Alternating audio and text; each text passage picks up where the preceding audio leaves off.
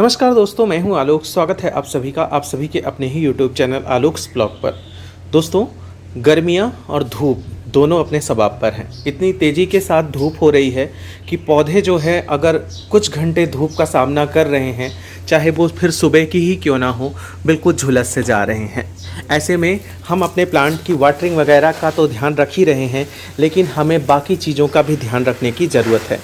इस टाइम पर अगर आपको अपने पौधों को थोड़ा मॉइस्ट रखना है तो इस तरीके से जो है आप नहला कर पानी दे सकते हैं। मतलब इनकी रूट्स में, मतलब मिट्टी के अंदर तो पानी देना ही देना है। साथ ही साथ इस तरीके से अगर आप नहला कर पानी दे देंगे तो इनकी पत्तियों के ऊपर भी मॉइस्चर रुकेगा और इनको अगर अच्छे से नमी मिलती रहेगी तो ये अच्छे से ग्रोथ करते रहेंगे। वरना समस्या क्या आ रही है कि बहुत सारे लोगों के पौधे जो हैं उनके पत्ते जल रहे हैं। वो पौधे जो हैं वो धीरे धीरे करके अंडर मॉइस्चर होने की वजह से ख़राब हो रहे हैं। तो मतलब वाटरिंग करके ही क्या हम अपने पौधों को बचा सकते हैं? ऐसा बिल्कुल भी नहीं है। हाँ, सारी चीज़ें मॉइस्चर से ही जुड़ी हुई हैं। तो आज की इस वीडियो के अंदर हम इन सारी चीज़ों को जो है इसी वीडियो में डिस्कस करेंगे। वीडियो में लास्ट तक बने रहिएगा। पसंद आ जाए तो लाइक, कमेंट और शेयर भी ज़रूर कर लीजिएगा।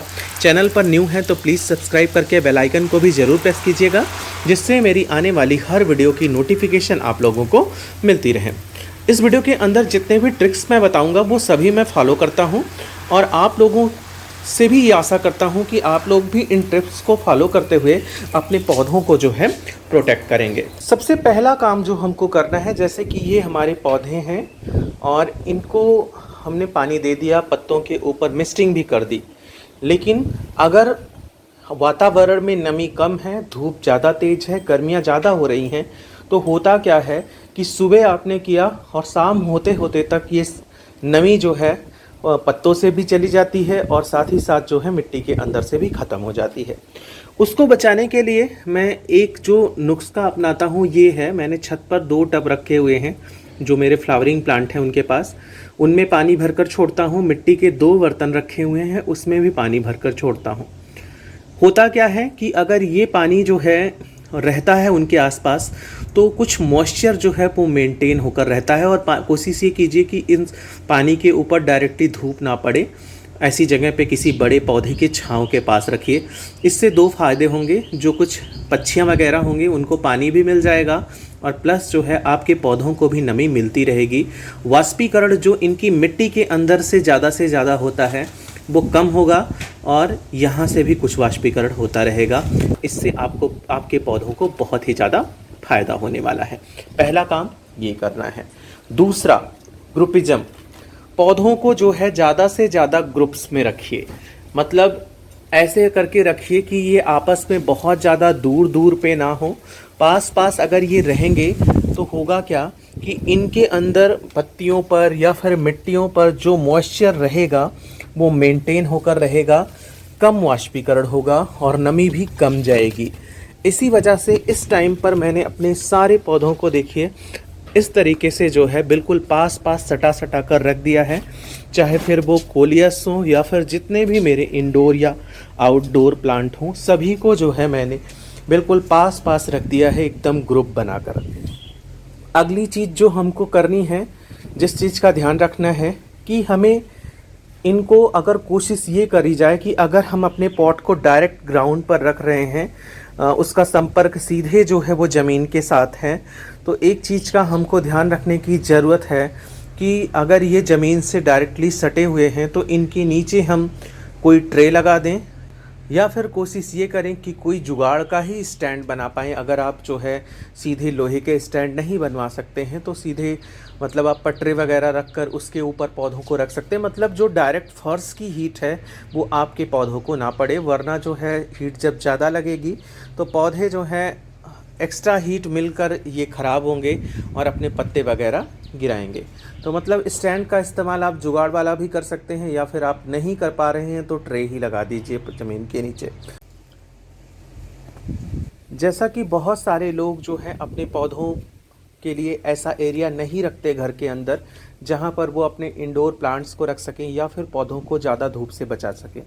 कुछ लोगों के पौधे टेरेस पर ही रखे रहते हैं और पूरे दिन की धूप उनके ऊपर पड़ती रहती है। ऐसे लोगों को मैं सलाह देना चाहूँगा कि आप अपने पौधों के लिए ग्रीन नेट का इंतज़ाम कर लीजिए। अगर आप ग्रीन नेट का इंतज़ाम नहीं कर सकते हैं तो घर पे जो पुरानी साड़ियाँ वगैरह हों जिनको आपने कभी मतलब आपके घर पे कभी यूज किया गया हो, उनको लेकर आप जो है उनकी सिलाई वगैरह करके उनको ग्रीन नेट के जैसे बना सकते हैं। इस टाइम पर उनके अंदर से भी जो मतलब धूप छन कर आएगी वो हमारे इंडोर प्लांट के लिए इनडायरेक्ट सनलाइट का काम करेगी। और अगर हमारे पौधे जो हैं मतलब धूप की रिक्वायरमेंट भी रखते हैं तो उसमें से जो धूप उनको छन कर मिलेगी, टेरेस पर रखे हुए हैं पौधे तो उसके अंदर भी वो फ्लावरिंग करेंगे। मतलब आप ग्रीन नेट भी लगा सकते हैं और ग्रीन नेट अगर आप नहीं अफोर्ड कर पा रहे हैं तो इस जुगाड़ का भी इस्तेमाल कर सकते हैं। वैसे तो मैंने बहुत सारे लोग कहते हैं कि अगर मुझे जो है कहीं बाहर जाना है और इस टाइम पर 4-5 दिनों के लिए बाहर जाना है और अपने पौधों को हम कैसे इस गर्मी से बचा सकते हैं, मतलब अगर वो अंडर मॉइस्चर चले गए, तो ऐसे लोगों को मैं सलाह दूंगा कि आप किसी ट्रे के अंदर जो है वो पानी भर कर ऐसा ट्रे लीजिए जिसमें अच्छी क्वांटिटी में वाटर स्टोर हो सके, उसके अंदर अपने गमलों को रख दीजिए। मुझे लगता है कि इतने सारे पॉट्स मतलब ट्रेस का इंतज़ाम करना थोड़ा मुश्किल है, तो अगर आप बाहर जा रहे हैं तो आपके घर के जो बर्तन होंगे उनका इस्तेमाल कम होगा। अगर आप चाहें तो उनको एज अ ट्रे यूज कर सकते हैं या फिर आप ट्रे ख़रीद कर ही लाइए, उनका इस्तेमाल कर लीजिए। बहुत क्योंकि ऐसे क्वेश्चंस ज़रूर आएंगे इस वीडियो के बाद, इस वजह से मैंने सोचा कि इस क्वेश्चन का भी सलूशन इसी वीडियो के अंदर दे देते हैं।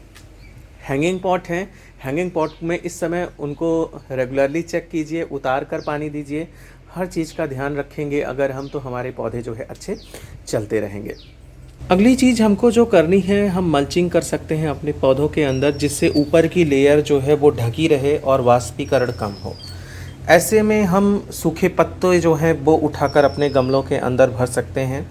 आसपास इस समय बहुत ज़्यादा मिल जाएंगे आप लोगों को। उन सूखे पत्तों को आप 1-2 दिन धूप दिखा दीजिए और उसके बाद अपने गमलों में भर दीजिए। या फिर अगर आपके पास टर्टल वाइन हो, वॉन्डरिंग ज्यू हो, मेरे पास टर्टल वाइन है तो मैंने मैक्सिमम प्लांट के अंदर देखिए टर्टल वाइन डाल दिया है। अब ये धीरे धीरे करके सब में फैल जाएंगी और अच्छा मल्चिंग का काम करेंगी। बारिश के अंदर जब मॉइस्चर ज़्यादा हो जाएगा तो मैं फिर इनको एक एक करके निकालता चला जाऊंगा। तो ये भी बहुत अच्छी विधि है मल्चिंग। 2 तरीके से आप इस तरीके से कर सकते हैं। कभी कभार हमसे गलती क्या हो जाती है कि हम सारे पौधों को पानी देते देते किसी एक पौधे में पानी देना भूल जाते हैं या फिर जो है हमारे ध्यान में नहीं आता और वो पौधा जो है अंडर मॉइस्चर शॉक में चला जाता है। जल्दी से जल्दी उस शॉक की रिकवरी के लिए आपको करना क्या है, ऐसे अपना पॉट उठाना है और किसी कंटेनर में जो पानी भरा हो उसमें इस तरीके से डाल देना है कि नीचे से जो है उसकी रूट्स को नमी मिलती रहे। कुछ ही देर में आपका प्लांट इस शॉक से रिकवर हो जाएगा। गर्मियों के अंदर शॉक रिकवरी की मॉइस्चर से जो शॉक लगता है पौधों को, उसकी रिकवरी के लिए ये बैठक बहुत ही ज़्यादा अच्छा है। चलिए इस वीडियो को अब करते हैं यहीं पर एंड। अगर आप लोगों के मन में कोई क्वेश्चन हो तो ज़रूर पुटअप कीजिएगा, मैं उसका आंसर ज़रूर दूंगा। कैसी लगी आप लोगों को मेरी ये वीडियो कमेंट करके भी ज़रूर बताइएगा। ऐसी ही किसी नई वीडियो नए अपडेट के साथ मिलते हैं किसी नेक्स्ट वीडियो में। तब तक के लिए bye bye and take care.